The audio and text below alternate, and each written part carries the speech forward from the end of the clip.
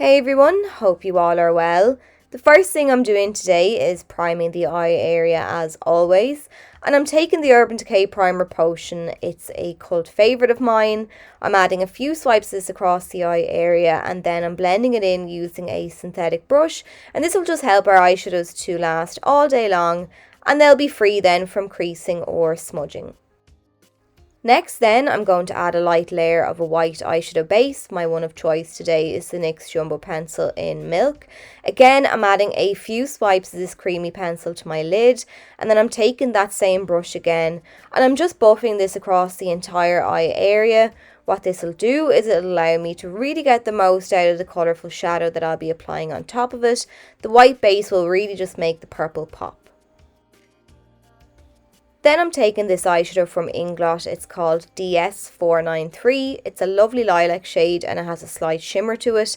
I'm taking this on a fluffy brush from Urban Decay Naked Cherry palette, and I'm just starting by patting and pressing this down onto the eyelid, pressing it right over the base to ensure that we get a nice even colour payoff. Now, some people prefer using a flat brush for the lid, and that's absolutely fine. You can kill two birds with one stone and use your fluffy blending brush to apply and blend, but it'll just take a little bit longer than using a flat C-shaped brush, and this is because the brush is more dense, so it'll pack on more colour, so you won't have to spend as long building up the intensity like you would with the fluffy brush, but it's completely personal preference. So I'm going back in now with my fluffy brush and I'm sweeping this colour back and forward in the crease using circular motions and windshield wiper motions.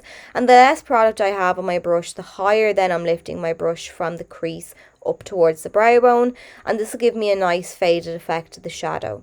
And I'm going in now with another layer of the shadow, again, just to build up the intensity. And I've winged the shadow out on the outer corner to give me a nice elongated look to the eyes. And it's just a really simple eyeshadow look. I think it's gorgeous. It really packs a punch for the spring, summer months, and it's very simple to recreate. So now I'm just using a flat definer brush from Smashbox, and I'm using this just to sweep some of the shadow down along the lower lash line. So I'm starting on the outer corner of the eye and making my way across to the inner corner. This is pretty much a one eyeshadow look, but I'm adding a little bit of black now along the lash line for some definition. I'll be adding some lashes, so I want to conceal the lash band. But if you didn't want to use an eyeshadow, you could of course just smoke a little black eyeliner along there, and that would do the exact same job. Then I'm taking another little flat brush, and this is from Smashbox. I've loaded it up with some of the NYX Jumbo Pencil in Milk, and I'm going to start now by pressing this along the waterline. And this will just make the eyes look bigger and brighter. And also, if you were worried about the purple shadow making your eyes look a bit irritated, this is a good way to combat that. Once I've got that done then, I'm going to add some of the Kiss lashes in the style So Wispy. And then I'm using my favourite mascara, the Wet n Wild Mega Length Mascara. And I'm really layering this on to the lower lashes because I really want a doe-eyed look. So I'm layering it down there, and then I'm also using it to blend my own lashes in with the false ones. But then that's it. So I hope you enjoyed this tutorial. I hope you found it helpful and easy to follow.